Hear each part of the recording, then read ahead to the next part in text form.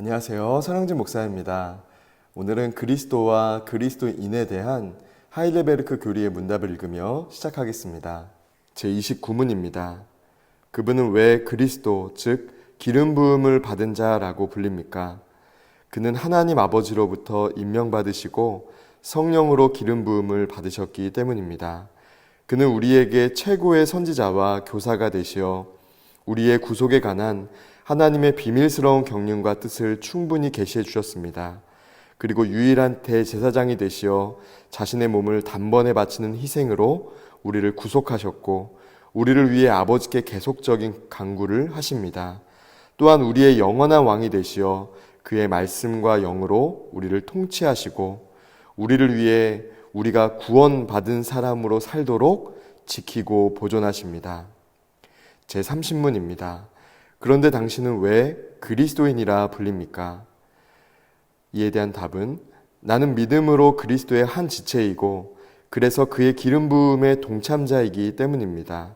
나는 그의 이름을 고백하고 나 자신을 그에게 감사의 산 제물로 드리며 또한 이 생에서 자유롭고 선한 양심으로 죄와 사탄에 대항하여 싸우고 이후에는 모든 피조물을 그와 함께 영원히 다스리기 때문입니다.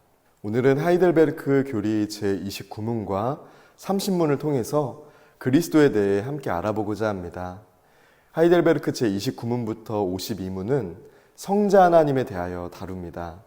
사도신경의 상당 부분이 성자 하나님에 대한 내용이기 때문에 하이델베르크 교리 문답도 많은 문항을 할애해서 성자 하나님에 대해 이야기합니다. 먼저 우리는 우리의 구원자이신 예수님의 이름의 뜻이 무엇인지 살펴보고자 합니다. 그 뜻은 마태복음 1장 21절에 잘 나타나 있습니다. 아들을 낳으리니 이름을 예수라 하라. 이는 그가 자기 백성을 그들의 죄에서 구원할 자이심이라. 아멘. 요셉과 마리아는 아기의 이름을 마음대로 짓지 않고 하나님이 가르쳐 주신 대로 지었습니다. 예수라는 말에는 자기 백성을 그들의 죄에서 구원한다라는 뜻이 담겨 있습니다. 하나님의 아들이신 그리스도에게 예수라는 이름이 붙어진 이유는 그분이 우리를 죄에서 건져 구원하시는 분이기 때문입니다. 여기서 우리가 기억해야 될 것은 예수님 이외에는 구원을 찾을 수가 없다는 것입니다. 요한복음 15장 5절을 보면 예수님께서 이렇게 말씀하셨어요. 나는 포도나무요 너희는 가지라. 그가 내 안에 내가 그 안에 거하면 사람이 열매를 많이 맺나니 나를 떠나서는 너희가 아무것도 할 수 없음이라. 아멘. 포도나무에서 떨어진 가지는 스스로 열매를 맺을 수 없다는 것이죠. 생명이 끊어졌기에 얼마 지나지 않아서 시들어 버릴 뿐입니다. 줄기에서 떨어진 가지가 어떻게 다시 열매를 맺을 수 있겠어요? 사람이 예수님을 믿지 않고 스스로 구원을 얻고자 애쓰는 것은 떨어진 포도나무 가지가 스스로 열매를 맺으려는 것과 같습니다. 교회를 다니면서 매년 토정 비결을 통해서 자신의 운세를 알아보는 성도나 어려움이 닥치면 새벽에는 교회 나가서 기도하고 날이 밝으면 점집을 찾아다니는 성도님, 혹은 손주의 이름을 짓거나 결혼을 앞둔 자녀의 궁합을 알아보기 위해서 무당을 찾는 성도님들, 여러분은 이분들이 예수님을 믿는 성도라고 할 수 있다고 생각하세요? 어떻게 생각하세요? 이분들의 관심은 영원한 생명이나 진리에 있지 않습니다. 단지 당면한 문제를 잘 해결해서 무사 안일하게 살아가는 데 있다는 것이죠. 예수님 안에 있는 생명, 또 예수님이 우리에게 주시고자 하는 그 진리에 관심을 두지 않은 채 신앙생활을 할 수도 있다는 것입니다. 저와 여러분이 아무리 긴급하고 중요한 문제가 우리의 삶과 가정에 닥친다 할지라도 예수님께서 우리에게 주신 영원한 생명과 진리를 더욱 소중하게 여기는 신앙인 되시기를 주님의 이름으로 부탁드립니다. 신약성경의 그리스도에 해당하는 구약성경의 히브리어는 메시아입니다. 따라서 예수 그리스도라는 말은 예수 메시아와 같은 말이라고 할 수 있어요. 신약 성경에는 예수님을 가리켜 그리스도라고 표현하고 있습니다. 그렇다면 이 그리스도라는 것은 어떤 의미이기에 사도들은 예수님이 그리스도임을 힘써 증언했을까요? 메시아, 즉 그리스도의 어원적 의미는요, 기름 부음을 받은 자라는 것입니다. 이 말의 뜻을 잘 이해하기 위해서는 구약 시대에 누가 기름 부음을 받았는지를 우리가 잘 살펴보아야 합니다. 구약 시대에 기름 부음을 받은 자들은 선지자, 제사장, 왕이었습니다. 그러므로 예수님이 그리스도라는 말은 예수님께서 선지자와 제사장 그리고 왕이라는 뜻을 담고 있다는 것이죠. 구약시대의 선지자와 제사장, 왕이 감당해야 했던 사명을 신약시대에 온전히 감당하신 분이 바로 예수님이라는 뜻입니다. 예수님은 누구로부터 이 세 가지 직분을 임명받으시고 기름 부음을 받았습니까? 바로 하나님 아버지이십니다. 하나님은 예수님을 이 세 가지 직분에 임명하시고 그에 걸맞은 권위와 능력을 부여하기 위하여 성령을 부으셨습니다. 구약시대의 선지자와 제사장과 왕이 기름 부음을 받는 것은 바로 하나님이 그들을 지명하여 임명하고 권능을 주시기 위해 성령을 부으시는 것을 상징합니다. 예수님의 세 가지 직분에 대해 자세히 살펴보겠습니다. 먼저는 선지자 직분입니다. 성경에서 선지자로 번역된 영어 프라핏은 예언자로도 번역될 수 있습니다. 그런데 이때 주의해야 될 점이 있어요. 여기서 말하는 예언자는 미래의 일을 미리 전한다는 의미의 예언이 아니라 말씀을 맡아 전한다는 의미의 예언이라는 것입니다. 한자를 생각해 보면 일기예보할 때 우리가 미리 예자를 씁니다. 그런데 우리가 저축 예금이라는 말을 할 때에는 맡기다 예자를 씁니다. 이처럼 예언자라고 한다면 우리가 미래의 일을 말하는 사람으로서가 아니라 하나님의 말씀을 맡은 자로서 예언자라고 부른다는 것을 기억하시면 되겠습니다. 실제로 신약 성경 원문에서 선지자에 해당하는 그리스어는 프로페테스입니다.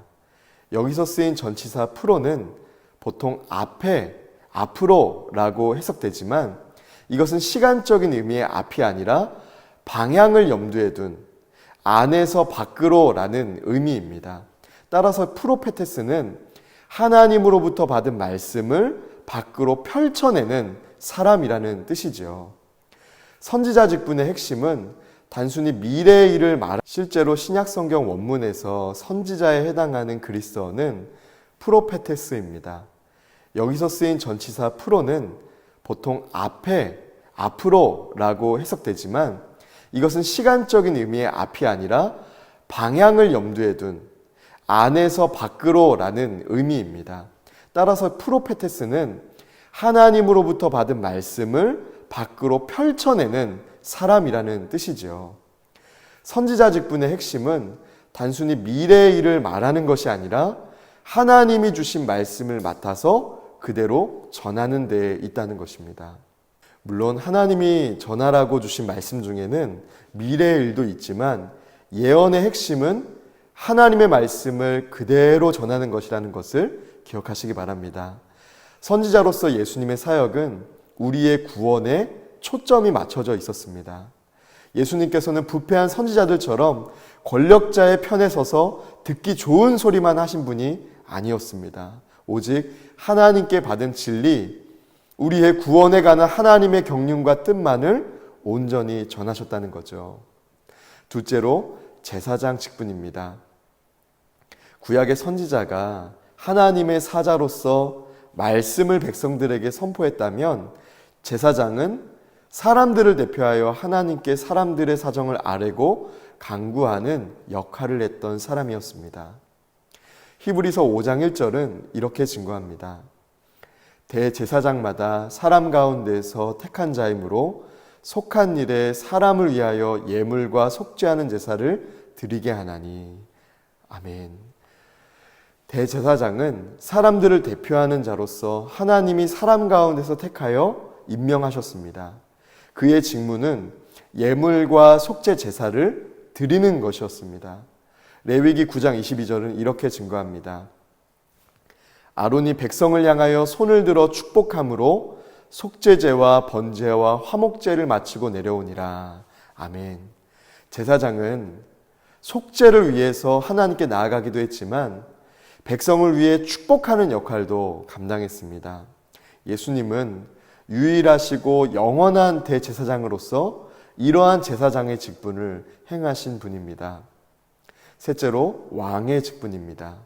예수님은 왕으로서 그의 말씀과 영으로 우리를 통치하시는 분입니다.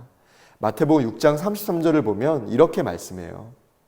너희는 먼저 그의 나라와 그의 의를 구하라. 그리하면 이 모든 것을 너희에게 더하시리라. 아멘. 예수님을 따르는 성도들은 그 말씀에 따라 그의 나라와 의를 구하는 삶을 살아가기 위해 힘쓰잖아요. 그런데 예수님이 능력이 없어서 그들에게 필요한 것을 더하지 못하신다면, 말씀처럼 그들에게 허락하시지 못한다면 어떨까요? 예수님은 거짓말쟁이가 되어버릴 것입니다. 예수님께서 참된 선지자와 제사장이 되시기 위해서는 동시에 참된 왕이 되셔야만 한다는 거예요. 왕으로서 모든 것을 통치하시는 분이어야만 우리에게 주시겠다고 하신 것들을 주실 수 있겠지요. 우리가 잘 알듯이 예수님은 죽음의 권세마저도 이기신 분입니다. 마태복음 28장 18절에 보면 예수님은 부활하신 후에 이렇게 말씀하셨습니다. 하늘과 땅의 모든 권세를 내게 주셨으니. 예수님께서는 이 권세로 세상 끝날까지 우리와 항상 함께 하시며 우리를 지키시는 분입니다. 뿐만 아니라 왕 되신 주님은 죄의 유혹으로부터 우리를 지키시며 우리가 감당할 시험만 허락하시고 시험 당할 즈음에는 피할 길을 내주시는, 그래서 우리로 하여금 능히 감당하게 하시는 분이라는 거예요. 고린도전서 10장 13절의 말씀은 이렇게 증거합니다. 사람이 감당할 시험 밖에는 너희가 당한 것이 없나니 오직 하나님은 미쁘사 너희가 감당하지 못할 시험 당함을 허락하지 아니하시고 시험 당할 즈음에 또한 피할 길을 내사 너희로 능히 감당하게 하시느니라. 아멘. 예수님은 그리스도라 불리시고 그를 믿는 성도들은 그리스도인이라고 불립니다. 이 호칭은 안디옥 교회의 제자들이 처음 들었습니다. 사도행전 11장 26절입니다. 만남에 안디옥에 데리고 와서 둘이 교회에 1년간 모여 있어 큰 무리를 가르쳤고 제자들이 안디옥에서 비로소 그리스도인이라 일컬음을 받게 되었더라. 아멘. 성도들은 그리스도에게 속한 한 지체이기 때문에 자연스럽게 그리스도인이라고 불렸습니다. 이에 대해 바울은 고린도전서 6장 15절에서 이렇게 말씀합니다. 너희 몸이 그리스도의 지체인 줄을 알지 못하느냐? 내가 그리스도의 지체를 가지고 창녀의 지체를 만들겠느냐? 결코 그럴 수 없느니라. 아멘. 그렇다면 성도들은 어떻게 그리스도의 지체가 될 수 있을까요? 그리스도인은 오직 믿음으로만 될 수 있습니다. 우리의 어떤 뜻이나 지혜, 노력이나 행위로, 공로로 될 수 있는 것이 아니라는 거예요. 믿음으로 그리스도의 지체가 된다는 말은 하나님의 은혜로 우리를 하나님의 자녀 삼아주신다는 뜻이고, 이때 믿음이란 도구까지 우리에게 주셔서 예수 그리스도를 인식하고 붙들게 하신다는 의미를 갖고 있습니다. 하나님이 성령을 통해 우리에게 믿음이라는 인식수단을 주시어 깨우쳐 주셔야만 가능하다는 거예요. 예수 그리스도가 성령의 부음을 받았듯이 성도들도 성령의 부음을 받아 그리스도를 고백하는 그리스도인이 되는 것이죠. 우리가 그리스도인이 되었다면 그리스도를 믿고 구원받았다는 것에서 멈추지 말고 그리스도를 닮아가는 삶을 계속해서 살아가야 합니다. 그리스도인은 그리스도의 지체이기 때문에 그리스도를 닮아가야만 한다는 거예요. 한 지체라는 것은 상당한 공통점이 있다는 말입니다. 성도들은 머리이신 그리스도의 몸에 붙은 한 지체이므로 한 성령이 성도들 안에 내주하고 계십니다. 따라서 그리스도인은 예수 그리스도의 한 지체로서 예수님이 행하시고 완성하신 선지자와 제사장 그리고 왕의 직분을 수행하며 살아가야 한다는 거예요. 먼저 그리스도인은 선지자로서 그리스도의 이름을 온전히 고백해야 됩니다. 오직 몸과 영혼을 능히 지옥에 멸하실 수 있는 일을 두려워하며 사람 앞에서 기꺼이 그리스도를 시인하는, 또 말씀대로 살아가는 삶을 살아가야 된다는 거죠. 음란하고 죄 많은 세대에서 그리스도의 말씀을 부끄러워하지 않고 담대히 선포하는 그리스도인이야말로 선지자 직분을 온전히 감당하는 사람이라고 할 수 있습니다. 다음으로 그리스도인은 제사장으로서 자기 자신을 온전히 하나님께 감사의 산제물로 드려야 합니다. 로마서 12장 1절입니다. 너희 몸을 하나님이 기뻐하시는 거룩한 산제물로 드리라. 이는 너희가 드릴 영적 예배니라. 아멘. 내 몸을 산제물로 드린다는 것은 인생을 사는 매 순간 하나님께 나 자신을 바치는 자세로 산다는 거예요. 그러려면 이 세대를 본받지 않고 하나님의 말씀에 따라 자기의 소견과 욕망을 잠재울 수 있어야 합니다. 어려운 일이죠. 더 나아가 하나님의 선하시고 기뻐하시고 온전하신 뜻이 무엇인지 분별하면서 날마다 마음을 새롭게 함으로 변화를 받는 삶을 살아야 된다는 거예요. 끝으로 그리스도인은 왕으로서 온전히 자유롭고 선한 양심으로 죄와 사탄에 맞서 싸우며 살아가야 됩니다. 죄가 우리 몸과 마음과 생각을 주장하지 못하게 해야 된다는 거예요. 우리 지체를 불의의 무기로 내어줄 것이 아니라 의의 무기로서 내어줘야 된다는 거죠. 성령을 따라 행함으로써 육체의 정욕을 제어하며 내 삶의 주인이신 예수 그리스도를 나타내는 삶을 살아가야 된다는 것이죠. 여러분, 어려운 일이지만 할 수 있습니다. 우리가 하나님이 나를 붙들어 주신다는 믿음으로, 성령이 나를 주장하신다는 믿음으로 산다면 충분히 할 수 있는 일입니다. 오늘은 예수 그리스도와 또 그리스도인에 대해서 함께 나눴습니다. 여러분 어떠셨어요?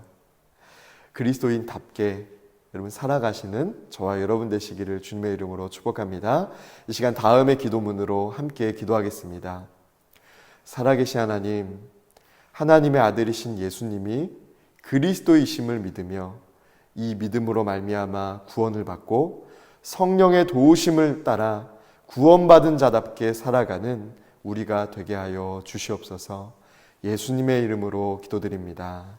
아멘.